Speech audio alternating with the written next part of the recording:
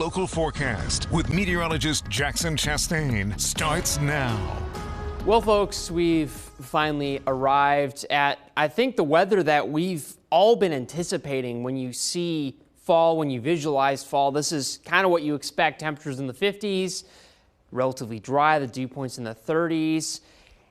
Maybe not as much wind. You know, the front came through and it did bring that. It brought some steady winds, some heavier gusts, and hopefully you secured all of your loose objects and you had no issues in the afternoon getting everything tied down. But we definitely returned back to normal. The average about 69, the temperature itself 69 for today. So that's already 10 degrees cooler than we were just yesterday. That front did its job and it's going to do its job again tonight with our overnight lows. It's long and gone at this point, but the rush of polar air that we're seeing come up from the north down into parts of the south, the southeast, the northeast, the Midwest, we're all getting a dose of desperately needed cooler temperatures. And as we head into next week, you're going to see a lot of the same thing. You're going to see lows in the 40s. We haven't been there in quite some time. It's been basically since May.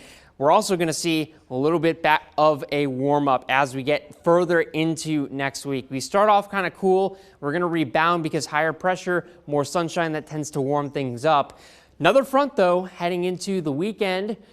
We haven't really looked too much into that, but that is going to cause a cool down, of course, and it's going to limit things and bring another rain chance. So something to watch out for. I know we're more than a week ahead with that thing, but still nice to think about at the very least. And as I mentioned, with those overnight lows staying in the 40s, maybe some of us touching the 30s at times. That wouldn't surprise me at all. I expect many of us stay in the 40s, but for the next 3 days, some very, very cool, maybe even cold nights outside.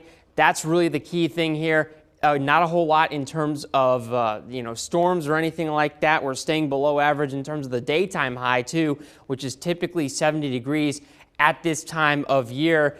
Heading into next weekend, that's our next rain chance. In the meantime, very, very dry, staying in the 50s, eventually the 60s. Cool nights, mild afternoons later in the week. Lots to look forward to.